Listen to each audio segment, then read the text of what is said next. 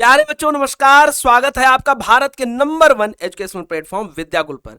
मैं आपका विशाल sir economics की प्यारी सी क्लास लेकर के उपस्थित हूं, जहां आज हम लोग टॉप 100 क्वेश्चन देखने वाले हैं। ऐसा आप मान सकते हैं, ये मॉडल पेपर आपके पास आने वाला है। आज हम लोग एमसीक्यू पे बात करेंगे और आप हमको कमेंट बॉक्स में लास्ट में बताइएगा कि 100 क्वेश्चनों में से आपके कितने सही हुए।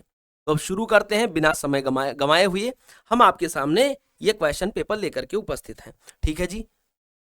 इकोनॉमिक्स का आपको पता है कि 3 घंटे 15 मिनट आपको पूरा का पूरा टाइम मिलता है। पूर्णांक होता है 100। सेक्शन ए में आपके ऑब्जेक्टिव टाइप क्वेश्चन होते हैं। 1 से 100 तक की संख्या होती है। प्रत्येक प्रश्न के 4 विकल्प दिए होते हैं और साथ ही साथ आपको यह पता है किन्हीं 50 प्रश्नों के उत्तर देने हैं। इसलिए आपको दिक्कत नहीं करनी है कि भाई हम कैसे करेंगे, क्या करें। 100 में 50। ठीक। साथ ही साथ ओएमआर सीट पर आपको फिल करना होता है गोले को। ठीक है, ब्लैक पेन से या फिर ब्लू पेन से। चलिए, पहला क्वेश्चन आपके सामने ये रहा। क्या है क्वेश्चन भैया? तो पहला क्वेश्चन आपके सामने है, कागजी मुद्रा का कौन सा मूल्य अधिक होता है? कागजी मुद्रा का कौन सा मूल्य अधिक होता है? आपके पास ऑप्शन है अंकित मूल्य, आंतरिक मूल्य, बाजार मूल्य, इनमें से सभी। बताओ भाई। तो आपका क्वेश्चन है इस तरीके से, कागजी मुद्रा का कौन सा मूल्य। तो आंसर क्या हो जाएगा प्यारे बच्चों? अंकित मूल्य, जो उस पर लिखा होता है। आगे बढ़ जाते हैं नेक्स्ट क्वेश्चन की तरफ। नेक्स्ट क्वेश्चन क्या है भैया? नेक्स्ट क्वेश्चन है उपभोग समीकरण। उपभोग समीकरण में अगर C equals to C plus C Y में C के ऊपर अगर एक बार लगा हो तो उसका क्या मामला होता है, वो किस विषय को इंडिकेट करता है? C ग्रेटर देन 0, C न्यूनतम उपभोग का स्तर है, मॉडल में दिया हुआ स्थिर मान है, या इनमें से सभी। आपका आंसर क्या होगा बेटा? आपका आंसर क्या होगा? एक बार कमेंट बॉक्स में हमें बताते रहो भाई। तो आपका आंसर हो जाएगा डी, इनमें से सभी। क्लियर है जी? आपका आंसर क्या हो जाएगा? इनमें से सभी। आगे बढ़ जाएं। नेक्स्ट क्वेश्चन आपके सामने ये रहा। क्या है sir next question? Next question में कहा गया गुणक। गुणक से संबंधित क्वेश्चन है। 1/1 माइनस सी में क्या होगा? 1/1 माइनस सी में क्या होगा? उपभोग, उपभोग का जीवन निर्वाह स्तर, सीमांत उपभोग प्रवृत्ति, इनमें से कोई नहीं। आपका आंसर क्या होगा इनमें से? बहुत अच्छे से आंसर बताते रहो भाई। सभी लोग आंसर बताएंगे। इसका आंसर क्या हो जाएगा? तो आपका आंसर क्या हो जाएगा भैया? यहां सी का मतलब क्या हो जाएगा? जो वो क्या बताएगा भाई? उपभोग को बताएगा। क्या बताएगा? उपभोग को बताएगा। सी का मतलब होता है कंजम्पशन। ठीक है जी। आगे बढ़ जाते हैं नेक्स्ट क्वेश्चन की तरफ। नेक्स्ट क्वेश्चन आपका चौथा है, यदि जीरो क्या है? यदि जीरो इस तरीके से है और साथ ही साथ ग्रेटर देन है सी और उससे ग्रेटेस्ट है एक, मतलब एक सबसे ज्यादा होता है, उससे कम होता है, मतलब 0 और 1 के बीच में कंजम्पशन होता है, तो गुणक इस प्रकार लिखा जाता है। न्यूनतम मान क्या होगा? इकाई के बराबर होगा, इकाई से कम होगा, इकाई से अधिक होगा, इनमें से कोई नहीं। आंसर बताते रहो भाई। इसका क्या हो जाएगा आंसर? फटाफट बताते रहो। इकाई से अधिक होगा, ठीक है, इकाई से कम होगा, इकाई के बराबर होगा। न्यूनतम मान कितना होगा? ठीक है जी। तो इकाई से कम हो जाएगा। न्यूनतम मान इसका क्या होगा? इकाई से कम होगा। 1 से कम ही होगा, क्योंकि 1 से सी को माइनस किया जा रहा है। ठीक है जी। आगे बढ़ जाएंगे नेक्स्ट क्वेश्चन की तरफ। पांचवा क्वेश्चन आपके सामने ये रहा। अर्थव्यवस्था के समस्त कारक अदायगी का योग क्या होता है? समस्त कारक अदायगी का योग क्या होता है बेटा? क्वेश्चन नंबर 5 है। राष्ट्रीय आय, बाजार आय, उद्यमी की आय, इनमें से कोई नहीं। समस्त कारक अदायगी का योग क्या होता है बेटा? क्लियर? बताते रहो भैया। कारक मतलब होता है फैक्टर कॉस्ट। ठीक है, फैक्टर कॉस्ट पर हम सिर्फ नेशनल इनकम को ज्ञात करते हैं। ठीक, आंसर हो जाएगा ए। आगे बढ़ो। नेक्स्ट क्वेश्चन छठा नंबर आपके सामने। केंद्र सरकार द्वारा प्राप्त या प्रदत्त ऋणों की वसूली क्या कहलाती है? केंद्र सरकार द्वारा जो प्रदत्त ऋण है, ऋणों की वसूली क्या कहलाती है? पूंजीगत व्यय, पूंजीगत प्राप्तियां, राजस्व प्राप्ति, इनमें से कोई नहीं। ये बजट से आया हुआ बहुत शानदार सा क्वेश्चन है भाई। जब प्रदत्त ऋणों की वसूली होती है, ऋण दिया गया और ऋणों की वसूली कर ली गई, तो राजस्व प्राप्तियां तो आएंगी नहीं। ये जाहिर सी बात है, वसूली जब होगी तो प्राप्ति के रूप में होगी, व्यय के रूप में नहीं होगी। ठीक है, वसूली क्या है ये बात आपको ध्यान रखनी है। चलो भाई आगे बढ़ते हैं नेक्स्ट क्वेश्चन की तरफ।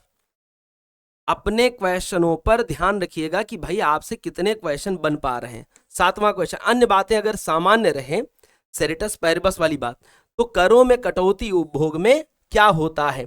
करों में कटौती से उपभोग में क्या होता है? अगर टैक्स कम होता चला जाए या टैक्स निकल जाए तो उपभोग क्या होगा? उपभोग में क्या वृद्धि होगी, कटौती होगी, ऋणात्मक वृद्धि होगी? इनमें से कोई नहीं। 4 ऑप्शन है आपके सामने और चारों ऑप्शन में से आपको चुनाव करना है। क्या करना है भैया? आपको चुनाव करना है कि होगा क्या। जल्दी जल्दी बता दो भाई। करों में कटौती होने के बाद, ठीक है, करों में कटौती से, कटौती मतलब करों में कमी, करों में कमी, अगर टैक्स कम कर दिया जाए तो आय हमारी क्या हो जाती है? आय बढ़ जाती है। अगर टैक्स में वृद्धि कर दी गई, कटौती नहीं की गई, टैक्स बढ़ा दिया गया, आय क्या हो जाएगी? आय कम हो जाएगी। ये व्युत्क्रमानुपाती संबंध अपने दिमाग में रख लेना। तो करों में क्या हो? आय में क्या हो जाएगी? वृद्धि। करों में कटौती होने से टैक्स की दरें जब कम हो जाए तो, ठीक है जी, इतनी कहानी हो जाएगी। आगे बढ़ते हैं 8 नंबर क्वेश्चन पर।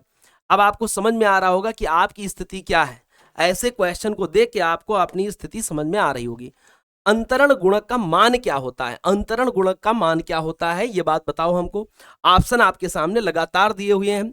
C/1 माइनस सी, 1/1 माइनस सी, माइनस C/1 माइनस सी, 1 माइनस सी और 1 माइनस सी।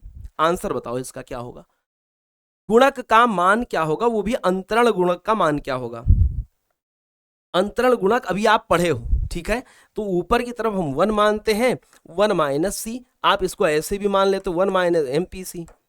माना था आपने कि नहीं माना था K इक्वल टू? तो आपका आंसर बी हो जाएगा। ठीक है जी, आपका आंसर क्या हो जाएगा बच्चा? आपका आंसर क्या हो जाएगा? बी हो जाएगा। और फिर नेक्स्ट क्वेश्चन आपके सामने ये रहा, खुली अर्थव्यवस्था का गुणक बंद अर्थव्यवस्था की अपेक्षा कैसा दिखाई देता है? खुली अर्थव्यवस्था का जो गुणक है वो बंद अर्थव्यवस्था की अपेक्षा कैसा होता है? तो जाहिर सी बात है बड़ा होता है। क्या होता है भैया? जाहिर सी बात है बड़ा होता है। विशेष विदेशी आय में वृद्धि, विदेशी आय में वृद्धि से घरेलू निर्गत और निर्यात को क्या हो जाता है? घरेलू जो निर्गत है, जो आउटपुट निकल रहा है, और निर्यात जो हो रहा है, एक्सपोर्ट जो हो रहा है, उनमें क्या हो जाता है? ह्रास होता है, वृद्धि होती, घाटा होता है? इनमें से कोई नहीं। विदेशी आय जब जब हमको फॉरेन एक्सचेंज रिजर्व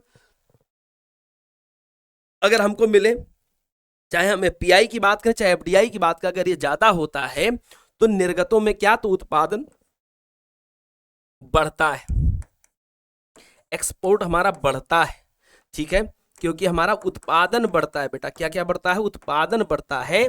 तो इस तरीके से हम क्या कहेंगे? वृद्धि होती है। ठीक है, रैपिड फायर टाइप में हम क्वेश्चन लेकर के चल रहे हैं। तीव्र गति से 10 क्वेश्चन आपके बीत चुके हैं, निकल चुके हैं। अब 11 नंबर क्वेश्चन पर हम आ गए हैं बेटा।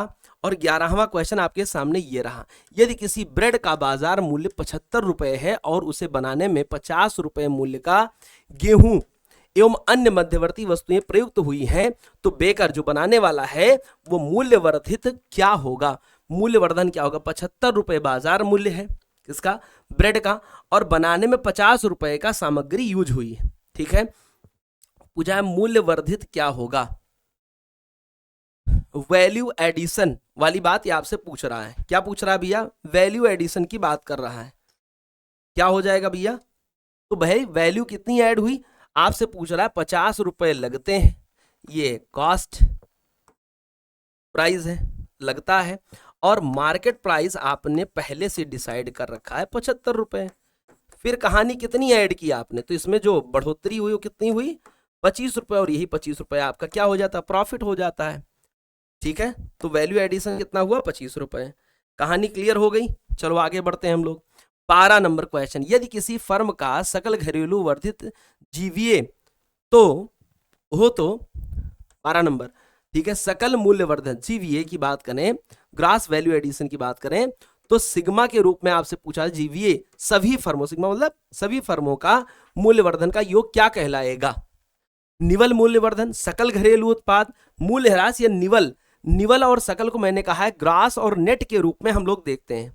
इस रूप में देखते हैं भैया, ग्रास और नेट के रूप में। जब निवल कह दे तो नेट, ठीक है, क्या? जीवीए, और जब आपसे ये कह दे तो ग्रॉस जीवीए होता ही है। ठीक है, तो ग्रॉस मतलब कुल, सकल योग पूछा है ना, तो आंसर हो जाएगा बी। आगे बढ़ जाएं नेक्स्ट क्वेश्चन की तरफ। देखो भाई, इस क्वेश्चन में क्या आप सोचोगे, क्या समझोगे, तेरा वास्तविक सकल घरेलू उत्पाद, ठीक है, किस मूल्य पर मापा जाता है? वास्तविक, रियल, रियल आपसे पूछ रहा है, रियल जीडीपी की बात की जा रही है। एक दो होती है रियल जीडीपी, और एक क्या होता है भाई, एक क्या होता है रियल, और एक क्या होता है चालू खाते पर, जो वर्तमान बाजार मूल्य पर देखा जाता है, उसे हम कैसे मेजर करते? तो एक होता है आधार वर्ष पर। तो वास्तविक वाला किस पे ज्ञात करते हैं? आधार वर्ष की कीमतों पर ज्ञात करते हैं। क्या ये बातें क्लियर है? और अगर आपसे कहती स्थिर कीमतों पर ज्ञात करते हैं, तो आपके पास एक ऑप्शन ये भी है, ए और बी दोनों, एक वर्तमान कीमतों पर भी। बताओ क्या हो जाएगा आपका आंसर, ए और बी वाला या फिर सिर्फ बी वाला? तो भैया जो ये होता है वो स्थिर कीमतें ही होती हैं, चालू कीमतें यहां पर होती हैं। ये चालू कीमतें हैं, हमेशा ये चेंज होती रहती हैं। ठीक है, आपका आंसर यह भी होगा, ये भी होगा, आंसर हो जाएगा डी आपका। चलिए आगे बढ़ते हैं, नेक्स्ट क्वेश्चन की तरफ हम अपने कदम खींचते हैं। और 14 नंबर क्वेश्चन आपसे क्या कह रहा है भैया, किन्हीं 2 वर्षों के बीच यदि सभी वस्तुओं और सेवाओं की कीमतें दोगुनी हो जाती हैं जबकि उत्पादन स्थिर हो, तो वास्तविक आय में क्या परिवर्तन होगा? बताओ, वास्तविक आय में क्या परिवर्तन दिखाई देता है, ये आपको बताना है। दोगुना हो जाएगा, आधा हो जाएगा, स्थिर रहेगा, इनमें से कोई नहीं। मैं आपको समय देता हूं कि आप अपने को एक बार जज कर लो कि आपका आंसर क्या है। ठीक है, तो आपका आंसर क्या निकल के आया? आधा हो जाएगा। क्या हो जाएगा बच्चा? खुद को एग्जामिन करो कि भैया मेरा जो अभी तक की पूरी पढ़ाई का रूटीन रहा उसमें हमने कितना एक्सेप्ट किया, कितना गेन किया। मुद्रा एक मध्यवर्ती वस्तु है जिसने किसी प्रक्रिया को सरल कर दिया। वो प्रक्रिया क्या है? अभी मैं कल भी जब आपको पढ़ा रहा था टॉपिक डिस्कशन में, तो मैंने जब मुद्रा की डेफिनेशन बताई तो मैंने बता दिया था कि मुद्रा की जब डेफिनेशन लिखो तो उसने किस चीज को सरल बना दिया है। क्लियर है जी? बात समझ में आ गई? क्लियर है? चलो आगे बढ़ते हैं। किस प्रक्रिया को सरल बना दिया है बताओ भाई? तो आपको पता होना चाहिए कि इसने लेन देन की प्रक्रिया को भी सरल बनाया। ठीक है, ठीक है। मूल्य गणना की प्रक्रिया को भी समझ बनाया, मूल्य संचय को भी सरल बनाया। आंसर हो जाएगा डी। क्लियर? अब ये क्लास आपकी 1 घंटे चलने वाली है, ये बात आपको ध्यान देना होगा। ठीक, अभी आपके 100 क्वेश्चन होने हैं, तो 16 नंबर क्वेश्चन तो शुरू हुआ है। ठीक है, ये 16 नंबर क्वेश्चन शुरू हुआ है, तो ये आपको समझ में आ जानी चाहिए। अब आप हमको ये क्वेश्चन बता दो कि भाई सोना, भूसंपत्ति, मकान, बंधपत्र, मुद्रा का कार्य क्यों नहीं कर सकते हैं? ठीक है, सोना है, बंधपत्र है, संपत्ति है, ये क्या होगा, क्यों नहीं कर सकते? क्योंकि इनमें मूल्य संचय का गुण नहीं होता है। ठीक है, दूसरे वस्तु के रूप में आसानी से परिवर्तनीय नहीं होता है, इसमें सार्वभौमिक स्वीकार्यता नहीं है। हमको आंसर क्या मिलेगा ये बात आपको बता देना है। हमको आंसर बताओ इसका कि भाई सोना, भूसंपत्ति, ये सारी चीजें क्या हो जाएंगी? तो भैया दूसरे वस्तु के रूप में आसानी से परिवर्तित नहीं है, इसकी सार्वभौमिक स्वीकार्यता नहीं है। आपके पास आंसर बी और सी हो जाएगा। ठीक है, मूल्य संचय का गुण होगा, मूल्य संचय होता, लेकिन ये चेंज नहीं हो सकती है। क्या? सोना, भूसंपत्ति, मकान, बंधपत्र, ये मुद्रा के रूप में क्यों नहीं कार्य करते? तो 2 ऑप्शन आपके सामने हो जाते हैं, बी और सी। चलिए भाई, डी आंसर सही हो जाएगा। नेक्स्ट क्वेश्चन 17 नंबर, देश में मुद्रा की पूर्ति पर नियंत्रण किसका है? ठीक है, देश में मुद्रा की पूर्ति पर नियंत्रण कौन रखता है? तो इसमें आपको कोई टेंशन नहीं है, जो आपका मुद्रा छापता है आरबीआई वही रखता है। आगे बढ़ जाते हैं, नेक्स्ट क्वेश्चन फिर है, बैंक में जमा किए गए कोषों का बैंक क्या करता है? बैंक में जमा किए गए कोषों का बैंक क्या कर सकता है? पूरा कोष जमाकर्ताओं को देने के लिए सुरक्षित रखता है, कोष का कुछ भाग जमाकर्ताओं को देने के लिए रखता है, ठीक है, या फिर पूरा या कुछ भाग। एक भाग जमाकर्ताओं को देने के लिए रखकर शेष भाग ब्याज पर उधार दे देता है। क्या बात है? बी और सी आपका होगा। ठीक, तो आंसर हो जाएगा बी। दोनों बातें सही हैं। ठीक है, दोनों बातें सही हैं। एक तो कुछ भाग उधार पर दे देगा और कुछ भाग जमाकर्ताओं को दे देता है। क्लियर है? आगे बढ़ जाते हैं, फटाफट हम आगे बढ़ जाएंगे, नेक्स्ट क्वेश्चन की तरफ हम जाते हैं। चलो भाई, अब बात आ जाती है 19 नंबर क्वेश्चन की। किसकी बात आ जाती है?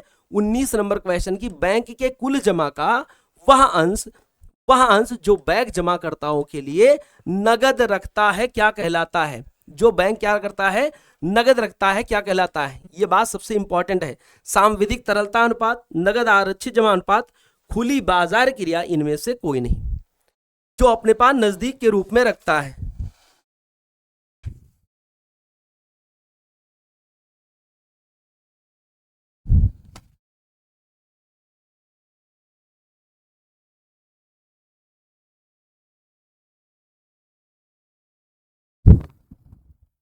भाई अगर मैं आपसे कहूं, इसको कहते हैं SLR, इसको कहते हैं CRR, ओपन मार्केट ऑपरेशन कहते हैं। अब आप हमें बता पाओगे? जल्दी बताओ।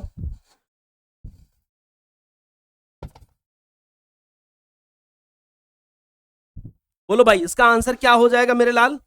तो आप कहोगे सर जी ये CRR नहीं होता है, ये SLR होता है। क्या है? सांविधिक तरलता अनुपात होता है। ठीक है। जब आप अपनी आदतों में परिवर्तन नहीं करते हैं ना, तो प्रकृति अपने आदतों में आपको परिवर्तन लाने पे मजबूर कर देती है। इसीलिए हमेशा फ्लेक्सिबल होना चाहिए।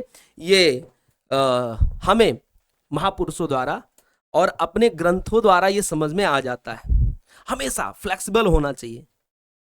अपनी पूरी की पूरी दशा को, मनोदशा को, अपनी इंद्रियों को पर अपना संयम रखना चाहिए, अपना काबू रखना चाहिए। इंद्रियों की तृप्ति, इंद्रियों की विषयासक्ति आप पे हावी न हो। इसीलिए बहुत सारी बातें कही गई हैं, बताएंगे। बहरहाल आपको जब SLR CRR की बात की जाए, तो जब बैंक जमाकर्ताओं को देने के लिए नगद रखता है और कुल जमा का वह अंश, तो भाई इसको थोड़ा सा वो निवेश कर देता है ना, और कहता है जब भी हमको चाहिए तो हमको उससे मिल जाएगा। ये RBI के पास रखता है। कहाँ रखता है भैया? ये RBI के पास होता है, और ये शेयर बेचे और खरीदे जाते हैं। क्या किए जाते हैं? शेयर बेचे और खरीदे जाते हैं। बहरहाल आपका आंसर A हो जाएगा। कहानी हो गई खत्म। ठीक है, आगे बढ़ जाते हैं हम लोग। क्वेश्चन नंबर हम 20 पर चले जाते हैं। ठीक है, चलो भाई 20 नंबर, उद्यमी का आर्थिक एजेंट के रूप में क्या कार्य करता है? बहुत इंपॉर्टेंट क्वेश्चन हो जाता है। संगठन का, समन्वय का, जोखिम वहन करने का। उद्यमी का आर्थिक एजेंट के रूप में कार्य करना किन किन बातों पर निर्भर करता है? बताओगे हमें? तो आपका आंसर क्या हो जाएगा? उद्यमी को मिलता है प्रॉफिट। क्या मिलता है? उद्यमी को लाभ मिलता है, क्योंकि वह रिस्क उठाता है। क्या उठाता है? वह रिस्क उठाता है, जोखिम उठाता है। क्या उठाता है भैया? जोखिम उठाने का काम करता है, संगठनात्मक और जोखिम भी वहन करता है। क्लियर है? लेकिन उद्यमी को ज्यादातर लोग ये मान सकते हैं, जो आपका आंसर आया, इनमें से सभी। मैं इस पर अगर मैं अपना आंसर बताऊं, तो मुझे जहां तक लगता है कि एजेंट के रूप में काम करने का मतलब हो गया जोखिम वहन करता है। लेकिन वैसे बोर्ड में आंसर डी माना गया है। ठीक है जी, आप डी पर जा सकते हैं। चलिए आगे बढ़ते हैं, हम लोग आगे बढ़ जाएं। 21 नंबर क्वेश्चन अगर आया, तो 21 नंबर क्वेश्चन में क्या है? किसी वस्तु के लिए उपभोक्ता की मांग तथा वस्तु की कीमत के बीच प्रतिलोम संबंध कहलाता है। वस्तु की उपभोक्ता की मांग, डिमांड, ठीक है, और प्राइस। अगर प्राइस बढ़ती है तो डिमांड घटती है। इसको सिंपल सी बात, क्या कीमत का नियम कहेंगे, उपभोक्ता का नियम कहेंगे, वस्तु का नियम कहेंगे, मांग का नियम कहेंगे, या कीमत का नियम कहेंगे? बताओ। तो जाहिर सी बात है ये मांग का नियम कहलाता है। ठीक है जी, मांग का नियम कहलाता है। आगे बढ़ जाते हैं हम लोग। 22 नंबर क्वेश्चन, निम्नलिखित में से कौन संयोग स्थानापन्न वस्तुओं का है? कौन सा संयोग स्थानापन्न वस्तुओं का है? स्थानापन्न वस्तु मतलब एक की कीमत अगर बढ़ जाए तो दूसरे वस्तु की मांग बढ़ जाती है। क्लियर है? तो चाय और चीनी की बात नहीं भाई, चाय चीनी थोड़ी, ब्रेड मक्खन नहीं, ये तो पूरक है। ये क्या है? पूरक के रूप में देखी जाती है ब्रेड मक्खन। चाय और कॉफी यहां पे हो जाएगा, ये आपका आंसर सी हो जाएगा। आगे बढ़ जाते हैं हम लोग। नेक्स्ट क्वेश्चन आपके सामने आ गया, 23 नंबर क्वेश्चन, बिजली की कीमत घटने पर LED बल्ब की मांग बढ़ जाए। ठीक है, कीमत अगर घट जाती है तो LED बल्ब की मांग बढ़ जाती है। एक की कीमत कम होने पर, प्राइस कम होने पर किसी चीज की डिमांड बढ़ जाती है। तो ये किस प्रकार की वस्तुएं हो जाती? कीमत कम हो और मांग बढ़ जाए। क्लियर? ये बातें समझ में आ रही है? बताओगे हमें? फटाफट आंसर हमें देते चले जाओ। ठीक है, तो ऐसी वस्तुएं क्या कहेंगे भैया? पूरक वस्तुएं कहेंगे। ठीक, कीमत की बात करें, कीमत की बात यहां पे करें तो ये आंसर हो जाएगा पूरक वस्तुओं का। Next question. अब बात आ जाती है पूर्णतः बेलोचदार मांग वक्र। क्या है भैया? पूर्णतः बेलोचदार मांग वक्र की कीमत मांग की लोच यदि इलास्टिसिटी ऑफ डिमांड क्या होगी? क्या पूछा गया है? इलास्टिसिटी ऑफ डिमांड क्या होगी भैया? कीमत लोच, पूर्णतः बेलोचदार अगर मांग है, पूर्णतः बेलोचदार तो आपको 0 मिला होगा। पूर्णतः लोचदार मिले तो क्या होगा भैया? ये दोनों पे आप लोचदार वाले में आप जाओगे इस पर, अगर वो लोचदार कह दे, क्या कह दे भैया? लोचदार कह दे। और अगर दूसरी बात करें समरूप कह दे, समान कह दे, 1 हो जाएगा। बेलोचदार कह दे तो 0 हो जाएगा। आपका आंसर हो जाएगा पूर्णतः बेलोचदार मतलब सी। ठीक है, आगे बढ़ जाए। क्लियर है? बोलो भाई। 25 नंबर क्वेश्चन आपके क्या कह रहा है? 25 नंबर क्वेश्चन, एक रैखिक मांग वक्र मध्य बिंदु पर कीमत मांग की लोच इलास्टिसिटी ऑफ डिमांड क्या होगी? एक रैखिक मांग वक्र के मध्य बिंदु की कीमत लोच क्या हो जाएगी, ये आपको बताना है। सबसे इंपॉर्टेंट क्वेश्चन आपके सामने यही रहा। बताओ भाई।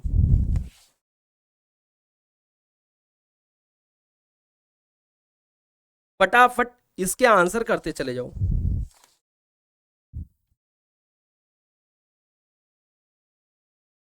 फटाफट इसके आंसर हमें बताते चले जाओ भाई।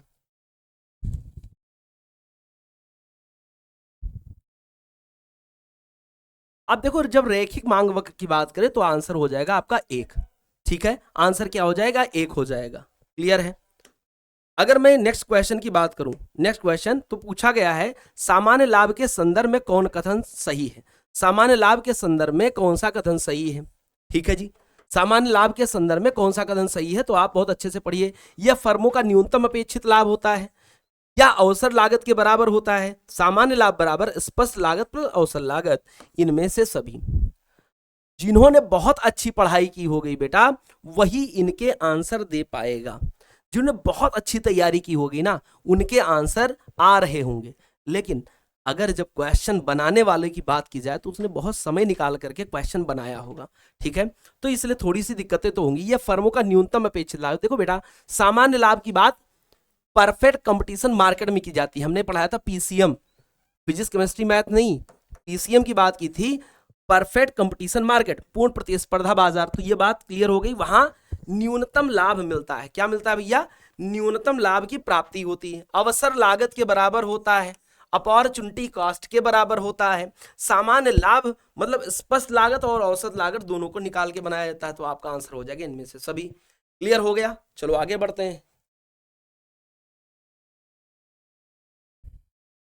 क्वेश्चन का अगर लेवल अच्छा लगे, मेहनत अच्छी लगे, तो आपको कमेंट करना है, आपको लाइक करते रहना है। आगे बताते रहेंगे कि आपके कितने क्वेश्चन सही हो रहे हैं। मांग वक्र पूर्ण रूप से लोचहीन होता है। रैखिक मांग वक्र लोचहीन होता है, पूछा है। ठीक है, आयताकार, अति परवलय मांग वक्र, ऊर्ध्वाधर मांग वक्र, इनमें से सभी। अब बहुत सारे स्टूडेंट इसमें इनमें से सभी आंसर देने के लिए उत्साहित होंगे। अति उत्साह खतरा है, डेंजरस है। लेकिन बहुत अच्छे से सोच के बताएंगे लोचहीन होने का मतलब क्या हुआ। ठीक है, लोचहीन होने का मतलब क्या हुआ? ठीक है, क्या बताओगे? अति परवलयाकार होगा, ऊर्ध्वाधर मांग वक्र होगा। लोचहीन का मतलब क्या हुआ? बेलोचदार। तो जब एक इस तरीके से बनता है मांग वक्र आपका, क्लियर है, और एक मांग वक्र, मांग वक्र कहने का मतलब हो गया जो आपका डिमांड वाली बात होती है, एक इस तरीके से होता है। तो आपको क्या, जो लोचहीन है वो क्या है? वो इस तरीके से है ना, लोचहीन है। और ये पूर्णता लोचदार है। तो आपका आंसर क्या हो जाएगा? ऊर्ध्वाधर मांग वक्र। आंसर हो जाएगा सी। आगे बढ़ो। निम्न में से कौन परिवर्ती आगत नहीं है? निम्न में से कौन परिवर्ती आगत नहीं है? निम्न में से कौन परिवर्ती आगत नहीं है? भाई कौन सा परिवर्तनशील नहीं है? श्रमिक परिवर्तनशील होता है, मशीन परिवर्तनशील होती है, स्टेबल होती है, कच्चा माल परिवर्तनशील हो। तो कौन सा परिवर्तनशील नहीं है? मशीन। आपका आंसर क्या होगा? श्रमिक को हम परिवर्तित कर सकते हैं, बात है समझ में आ गई। स्थिर होता है, परिवर्तनशील होता है। क्या होता है भैया, स्थिर होता है, परिवर्तनशील होता है, लेकिन परिवर्तनशील आपसे पूछा गया, परिवर्ती आगत नहीं है। मतलब स्थिर आगत के रूप में आपको जानने के लिए मिल जाएगा ये वाला पॉइंट, और बाकी सब क्या है, ये और ये परिवर्तनशील लागत है। आपका बी आंसर हो जाएगा भैया। आगे बढ़ते हैं 29 नंबर क्वेश्चन पर। स्थिर आगत किस काल में होता है? स्थिर आगत किस काल में स्थिर रहते हैं? अल्पकाल में, दीर्घकाल में, दोनों काल में, इनमें से कोई नहीं। अल्पकाल में, दीर्घकाल में, दोनों काल में, इनमें से कोई नहीं। स्थिर आगत का मतलब क्या हुआ? हमेशा स्थिर रहने वाली बात। तो देखो, जब भी हम स्थिर और अस्थिर की बात करते तो वो हम अल्पकाल में करते हैं, ठीक है।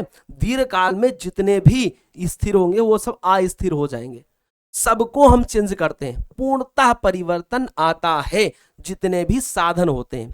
तो ये बात हमारे लिए सिर्फ अल्पकाल में ही लागू होती है। क्लियर हो गया भैया?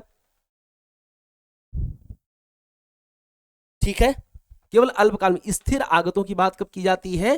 तो स्थिर आगत किस काल में स्थिर रहते हैं? अल्पकाल में ही स्थिर रहते हैं, दीर्घकाल में उनको चेंज कर दिया जाता है। ठीक है, आगे बढ़ते हैं हम लोग।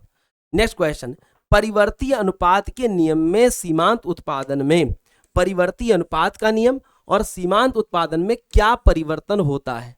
परिवर्ती अनुपात के नियम में सीमांत उत्पादन में क्या गिरावट होती है, वृद्धि होती है, स्थिर रहता है, अंततः गिरावट हो जाती है।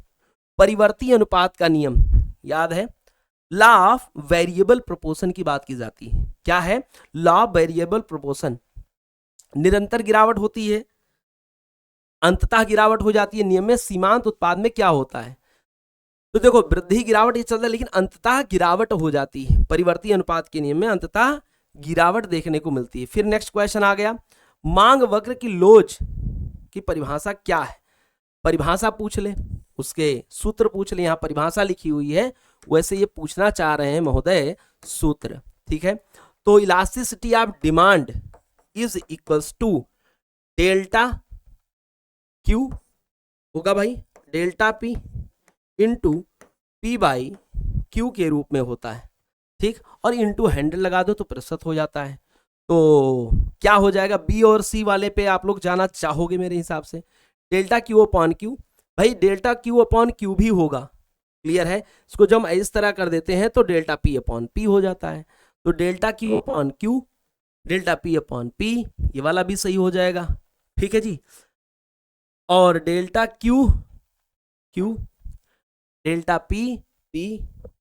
तो बी और सी में और ए में क्या अंतर होगा? ठीक, 100 से 100 कट जाएगा, पी बाई क्यू। अब हमें बताना चाहो कि आपको पी और क्यू में कौन सा अंतर दिखाई देता है। अच्छा, दोनों एक साथ दिखाई दे रहे हैं, दोनों अलग अलग दिखाई। देखो भाई, अगर हम इसे मान लें सही तो दोनों ऊपर भी नीचे भी लगेगा, एक तो नहीं लगेगा, ये बात क्लियर है। और पी बाई क्यू में चूंकि दोनों कट गए तो ये अभी हमको इस तरीके से दिखाई देता है। तो आप आंसर बी आराम से लगा सकते हो, डी सॉरी। ठीक है, आपका आंसर क्या हो जाएगा बेटा? आंसर आपका हो जाएगा डी, इसमें कोई दिक्कत नहीं होने वाली है। फिर आगे है क्वेश्चन, क्या है क्वेश्चन भैया? मांग की लोच की इकाई क्या होती है? कौन बताने वाला है? मांग के लोच की इकाई क्या होती है? मांग की लोच की इकाई रुपया किलोग्राम, एक शुद्ध संख्या रुपया प्रति किलोग्राम। लोच की इकाई को किसमें प्रदर्शित करते हैं? रुपया प्रति किलोग्राम, एक शुद्ध संख्या। किस रूप में आप देखना चाहोगे भैया? चाहे रुपया, चाहे किलोग्राम या प्रति किलोग्राम आप मान रहे हो तो आप कहीं ना कहीं दुविधा में हो, डिलेमा में हो। आपका आंसर क्या हो? ये एक शुद्ध संख्या आपको प्राप्त होती है। जब आप उस वाले पे भाग देते हो ना, अगर आप कहते हो delta Q upon delta P into P by Q, जब आप ये बात कहते हो ना तो आपका एक आंसर कट करके एक संख्या मिलती है। ठीक, तो शुद्ध संख्या होती है, ये बात आपको ध्यान देनी होगी। फर्म द्वारा प्रयुक्त मशीन किस तरह आगत, ये आगत है। फर्म द्वारा प्रयुक्त जितनी मशीनें किस प्रकार की, अभी मशीन को आपने कहा था कि मशीन हमेशा क्या है? तकनीकी तो है, स्थिर है या परिवर्ती है? तो अभी आपने कहा था कि भैया ये तो स्थिर है, तकनीकी तो है लेकिन इसके साथ साथ ये स्थिर है। क्या है भैया? ये एक स्थिर साधन है, अस्थिर साधन नहीं है। क्लियर हो गया? बोलो भाई। फिर 34 नंबर आपके पास एक क्वेश्चन आ जाता है, उत्पादन अधिमान वक्र चित्र के दोनों अक्षों पर क्या दर्शाता है? उन उत्पादन अनुदिमान वक्र, उत्पादन अनुदिमान वक्र क्या है? इनडिफरेंस कर्व आप बताओगे। क्यों भाई? इनडिफरेंस कर्व की बात करोगे तो दोनों अक्षों पर क्या दर्शाता है? कारक है, उत्पादन है, संतुष्टि है, इनमें से कोई नहीं। बताओ भाई क्या हो जाएगा, जल्दी बताओ। उत्पादन को दर्शाता है। अच्छा भाई, उत्पादन अनुदिमान वक्र, प्रोडक्शन पॉसिबिलिटी कर्व, ना कि आईसी कर्व। आईसी कर्व को क्या कहते हैं? इसको सिर्फ अनधिमान वक्र कहते हैं। क्या? अनधिमान वक्र कहते हैं बेटा, ठीक है। लेकिन अगर पूछा जाए उत्पादन अनधिमान वक्र, उत्पादन अनधिमान वक्र, तो उत्पादन अनधिमान वक्र की बात अगर कह दें प्रोडक्शन पॉसिबिलिटी कर्व, तो ये तो भाई उत्पादन को दर्शाएगा कि अधिकतम उत्पादन क्या होगा, ठीक है। लेकिन अगर मैं बात करूं कि अनधिमान वक्र क्या दर्शाएगा, तो अधिकतम संतुष्टि की बात करेगा। किसकी बात करेगा? संतुष्टि की बात करेगा। क्लियर है? तो ये बात ध्यान रखना। तो इस समय ये उत्पादन की बात कर रहा है, ठीक है। अगर ये पीपीसी कर्व के रूप में है, इसको इंग्लिश में और अच्छे से पढ़ लेना, ठीक। आगे बढ़ लेते हैं। दीर्घकाल में फर्म किस प्रकार के कारक का परिवर्तन ला सकता है? दीर्घकाल में तो स्थिर कारकों का भी और परिवर्ती कारकों का, दोनों में परिवर्तन ला सकता है। कुल स्थिर लागत चक्र का आकार क्या होता है? कुल स्थिर लागत चक्र का आकार क्या होता है? ऊर्ध्वाधर रेखा, क्षितिज रेखा, यू आकार की रेखा। आपसे ये पूछा है, जल्दी बताओ, फटाफट में आंसर देते रहो। अगर जब भी कहा जाए कुल स्थिर लागत हो, औसत लागत हो, वो यू शेप का आकार दिखाता है, यू शेप का आकार दिखाता है, ठीक है। प्रतिस्पर्धी फर्म की पूर्ति किस बिंदु से शुरू होती है? प्रतिस्पर्धी फर्म की पूर्ति किस बिंदु से शुरू होती है, ये पूछा गया है। सीमांत लागत वक्र के न्यूनतम बिंदु से, औसत लागत वक्र के न्यूनतम बिंदु से, परिवर्ती लागत वक्र के न्यूनतम बिंदु से, इनमें से कोई नहीं। प्रतिस्पर्धी फर्म की पूर्ति किस बिंदु से शुरू होती है, यह क्वेश्चन आप कैसे करोगे, यह क्वेश्चन बन जाता है, ठीक है जी। तो आंसर क्या हो जाए? सीमांत लागत वक्र के न्यूनतम बिंदु से, मार्जिनल कॉस्ट, मार्जिनल कॉस्ट के न्यूनतम बिंदु से शुरू होता है, ठीक है जी। आगे बढ़ते हैं।